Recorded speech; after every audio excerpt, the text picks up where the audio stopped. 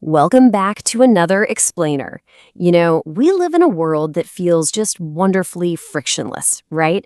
You hit a button on your phone and groceries magically appear on your porch. You flip a switch and your living room is perfectly climate controlled. You swipe a card and your gas tank is full. It's this beautifully automated, perfectly sterile modern illusion.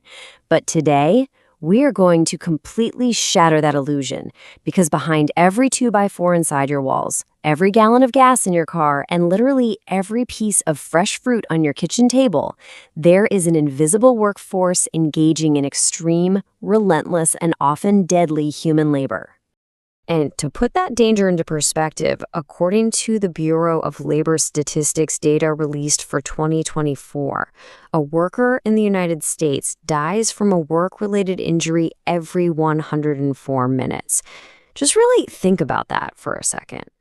By the time you finish watching a standard movie tonight, someone, somewhere in the country, has just lost their life simply trying to do their job and provide for their family. Look at the big picture here. Despite all our incredible modern advancements in safety protocols, robotics, and automation, over 5,000 fatal work injuries were recorded in 2024 alone. It's a staggering reality. So, how are all these lives being lost? Where exactly is the front line of this hidden human cost? Well, to understand that, we need to look at the raw materials that build our world. Starting with Section 1, Wood, the kinetic danger of logging. Let's head straight into the forest to explore the statistically deadliest profession in America. Year after year, without fail, logging workers report the most workplace deaths per 100,000 workers. And the danger here is highly physical and incredibly fast-paced. You are dealing with steep, completely unforgiving terrain and a heavy reliance on massive machinery and chainsaws. These crews are harvesting thousands of pounds of raw timber in conditions that would make most of us immediately turn around and go home. First-hand accounts from loggers on the ground really reveal just how razor-thin the margins for error are. A logger named Kyle actually described driving these fully loaded log trucks on muddy, sinking bog roads. He described roads that are practically floating on swamps, where the ground actually does the wave as your massive truck rolls over it. The margin for error is practically zero. In fact, he says flipping a loaded trailer, what they call a pup, on its side into the mud is considered almost a rite of passage for these drivers. But get this, the driving isn't even the most terrifying part. To secure a load of wood, these crews perform what is essentially a high-wire act. Picture this. After a minimum 12-hour shift, they are frequently hopping across wet, slippery logs 14 feet in the air just to pull chains over the load. Zero fall protection whatsoever. Then, to trim logs sticking out the sides, they often have to hold a heavy, running chainsaw directly over their heads. One slight slip, one wrong bounce of that saw, or just a single misstep on a wet piece of bark, and you're looking at a catastrophic injury. Moving right along to Section 2. Oil, the isolated extremes of offshore rigs. When we leave the land entirely, the danger pivots from falling trees to inescapable isolation and highly toxic environmental hazards. Just getting to your desk at this job is literally an extreme sport. You don't take an elevator, you take the Billy Pug basket. Imagine gripping the rope netting of a steel basket while standing on a supply boat that's violently rocking in 12 to 16-foot ocean swells. You have no harness, you have no seatbelt. A crane operator hundreds of feet above you has a perfect 2-second window to lift you at the exact peak of a wave. Too early, you're thrown out. Too late, you're dragged across the steel deck. You swing 100 feet above the freezing ocean until you're finally deposited onto the platform. And crazy enough, that's just the start of your shift. Because once you're actually on the rig, you face threats you can't even see.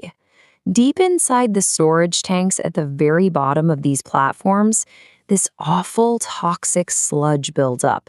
And as that crude oil sludge decomposes, it releases hydrogen sulfide, or H2S. It's a completely colorless gas. If it reaches 1,000 parts per million, taking just one single breath will cause immediate collapse and respiratory failure. Now, the economics of this extreme risk are absolutely fascinating. Normal rig workers make a pretty great salary, anywhere from $50,000 to $90,000 a year. But the guys who clean out those sludge tanks, they get paid triple the normal rate, roughly $80 an hour. Why? Because they have to spend 4 straight hours hunched over in 115-degree heat, locked inside a tank, manually shoveling toxic tar while relying entirely on a tiny air tube to survive. It's an environment where a single leak in your gear is instantly fatal. And honestly, for all that hazard pay, the day-to-day living conditions are brutally grim. You live in a cramped 4-man cabin with mattresses mere inches from your face. The entire steel structure of the rig vibrates 24 hours a day from the massive drills beneath you, meaning you feel the work even while you're trying to sleep. And resources? Heavily rationed. Take the shower protocol, for example. You sign up for a strict 5-minute slot, you get 30 seconds of water to get wet, you shut it off to soap up, and you get exactly 30 seconds to rinse. If you miss your slot because your shift ran long, well, you wait until tomorrow. That brings us to Section 3, Food, Agriculture's Invisible Chemical Threat. Out in the agricultural sector, the dangers harbor an entirely different profile.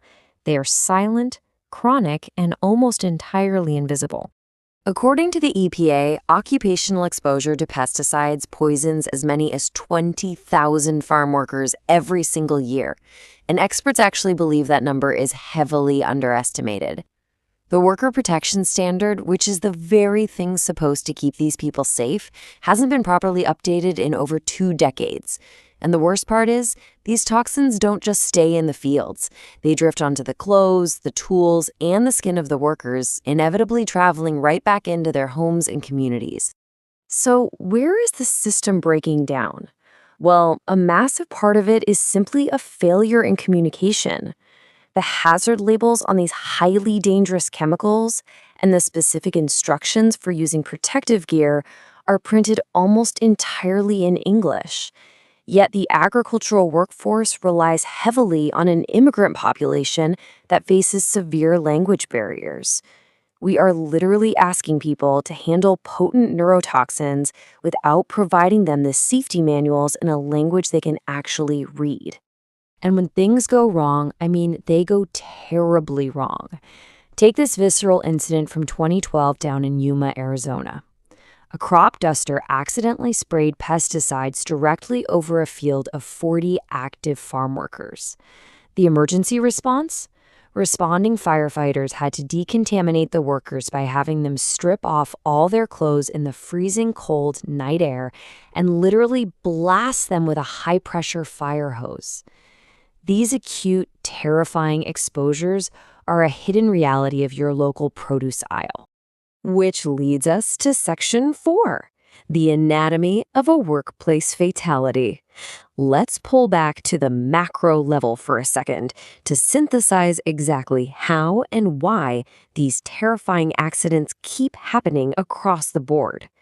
Organizations like OSHA meticulously track the root causes of workplace deaths, and their top 5 list is incredibly revealing.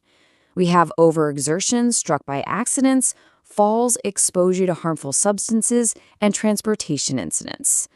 It's chilling how perfectly these map to everything we just discussed, right? The physical exhaustion of the oil rig, the 14-foot falls of the logger, the chemical exposure of the farm worker, and the massive machinery striking workers. To really grasp the sheer, unforgiving power of industrial machinery, consider it the lathe machine. It's often called the mother of all machines because of its immense power to shape solid metal and wood at blistering speeds. There's a chilling, viral case of a Russian lathe accident where just a split-second lapse in protocol allowed a worker's loose clothing to get caught in the rotating parts. The entanglement pulled him right into the device with catastrophic, instantly fatal results. It's a very dark, stark reminder that human flesh is simply no match for industrial torque. When you drill down into the numbers, one category leads the pack completely. Transportation incidents accounted for over 38% of all occupational fatalities in 2024. Whether it's a long-haul trucker navigating a blinding blizzard or a logger maneuvering a massive load down a collapsing bog road, moving heavy things from point A to point B remains the absolute deadliest endeavor in the American workforce. And look, even in highly regulated, meticulously planned environments, the baseline risk is just massive. In construction and extraction occupations alone, we see over 1,000 fatalities in just a single year.